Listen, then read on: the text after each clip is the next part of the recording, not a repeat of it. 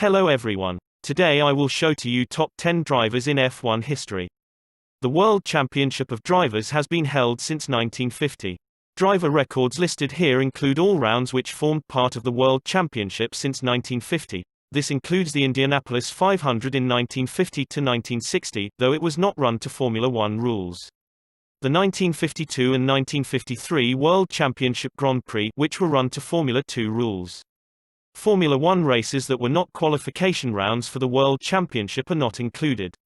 Number 10. Fernando Alonso. A double world champion and winner of 32 GPs, who could have won, maybe 5 titles, if only the dice had fallen more favorably, and Alonso had chosen for whom he raced and when a little more astutely.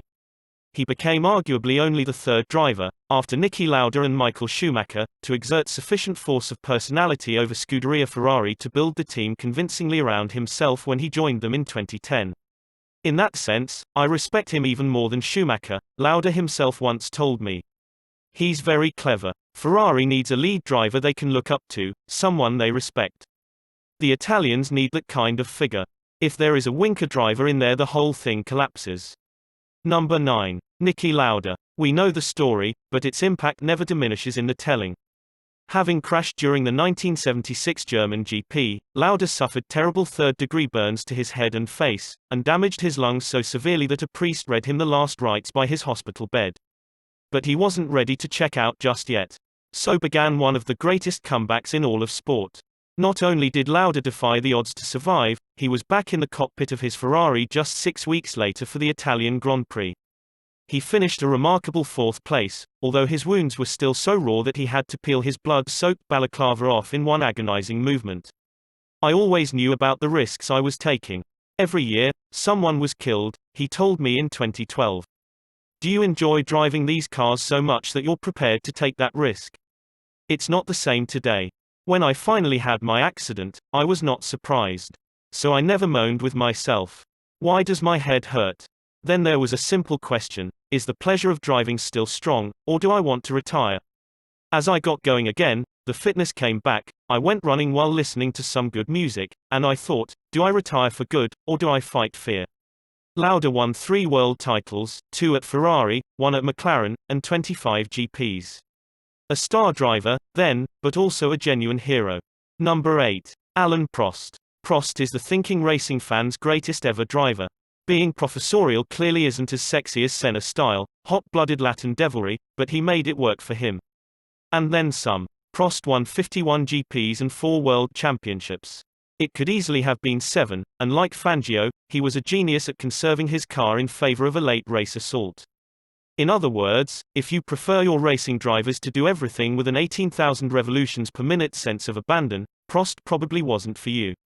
Nor was he particularly adept at managing F1's notorious politics. Daring to publicly criticize Ferrari in 1991, he was fired when he said of that season's beautiful but slow 643 that a truck would be easier to drive than this car. More ruthless and cunning than you might think, you still sense that he would have been happier without all the drama. The secret of applying energy is to economize on effort to win going as slowly as possible, the late, great Clive James, a huge F1 fan, once said. Number 7. Sir Stirling Moss. Another driver for whom merely listing the stats is only scratching the surface, but still, winning 212 of the 529 races he entered is a seriously good hit rate. Moss was another one of those post-war heroes who could drive the wheels off anything, anywhere, and who actively loved staring danger in the face and telling it to sod off. Famously the best driver never to win the F1 World Championship. He could have done so in 1958 when his rival, Mike Hawthorne, was accused of reversing back onto the circuit during the Portuguese GP. Moss actually defended him, and ended up losing that year's title by a single point. Still, if you had that 1955 Mille Miglia win, arguably the greatest competitive drive of all time, 1,000 miles in 10 hours 7 minutes and 48 seconds, on your CV, maybe it just didn't matter so much.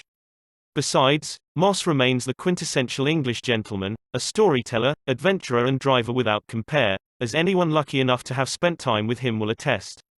Number 6. Sir Jackie Stewart. All great sporting achievements can be distilled into straightforward statistics, and Jackie Stewart's are no different.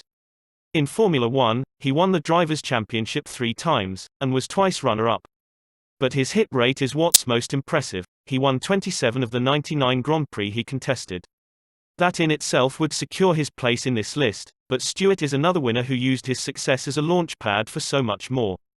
In his case, in tackling motor racing's woeful safety standards, which didn't endear him to some fans and even fellow drivers at the time. But then you talk to him about what he saw, and what he lived through, as I've been privileged to do a number of times. Death was something we all learned to live with.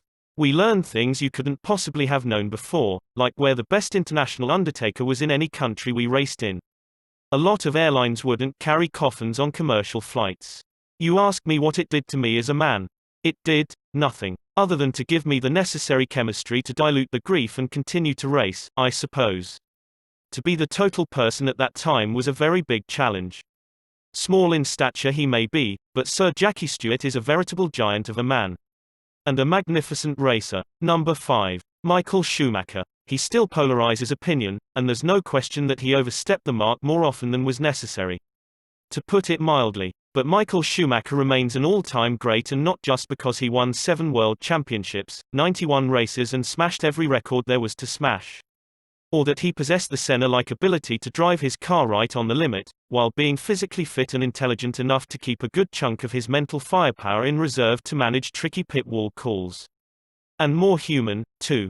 The makeup of a champion is one of such inner self-belief that occasionally it shows up as flaws, Martin Brundle recently told Top Gear. The majority of the sporting greats I've met drive themselves forwards because they are always dissatisfied. But look at what Michael achieved, the speed at which he achieved it, and what he accomplished at 2 different teams. It's so hard to get to F1, to stay in it, to score podiums, and win races. And that guy won 91 of them, some of them in a class of 1.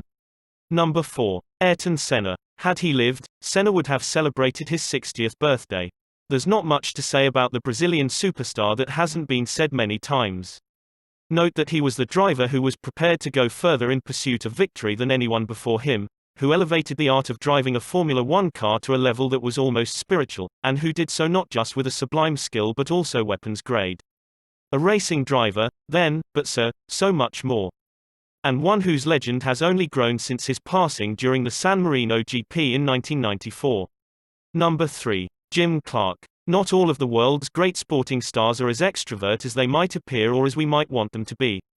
He was one of the most unassuming men ever to sit in an F1 cockpit, but also the most singularly gifted driver of all time.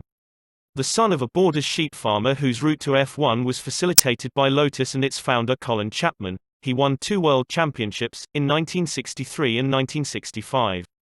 But he was equally dazzling in sports cars, touring cars, and also managed to win the 1965 Indianapolis 500, driving the first mid-engine car to do so, and leading 190 of the 200 laps.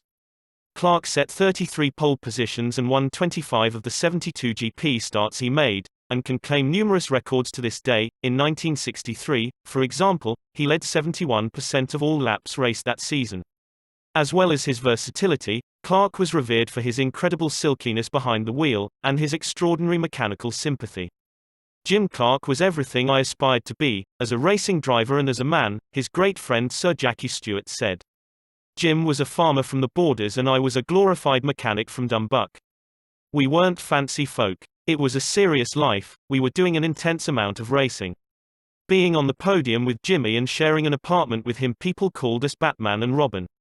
Number 2. Juan Manuel Fangio. He won 5 world championships in the 1950s, not an era renowned for safety. He did it for 4 different teams, Alfa Romeo, Ferrari, Mercedes-Benz and Maserati, driving some of the most genuinely iconic racing cars in the history of the sport, and finished second twice. And while those were different times and far fewer races were run, Fangio's hit rate is still extraordinary: 29 pole positions, 48 front row starts, 24 victories, from 51 championship Grand Prix starts. He was 46 when he won his last title, in 1957, a testament to his immense physical strength. By all accounts a humble and warm-hearted gentleman, Fangio nevertheless made sure he was always in the right car at the right time. This upset Enzo Ferrari, who prized total fealty to his team above all, but established a motor racing truism that still holds today. Then again, perhaps Fangio was the one driver who was actually bigger than Ferrari. Number 1. Lewis Hamilton. He's still winning races and breaking records, so it may seem a little premature to be venerating Lewis. On the other hand, he's still winning races and breaking records. With Mercedes once again looking like the team to beat, we fully expect 2020 whenever it actually starts, Lewis equals Michael Schumacher's record of 91 GP wins. I think he's more complete than Michael, Mark Webber recently observed. I think he went about those results in a technically cleaner executed way, just by the way of wheel-to-wheel combat and no real trickery in his contact with the other drivers. There are too many great drives to choose from, but the prodigious talent that produced such spectacular performances in the early part of his F1 career is now tempered by huge experience. Which means that he may not yet have even reached his peak. I don't feel old at all. I feel as young as ever, I feel fit, fitter than ever, Lewis told me a few months ago.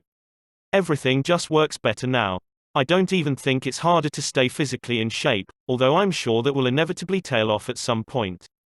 At some point. But not just yet, and not so soon that he may well end up being the greatest, bar none.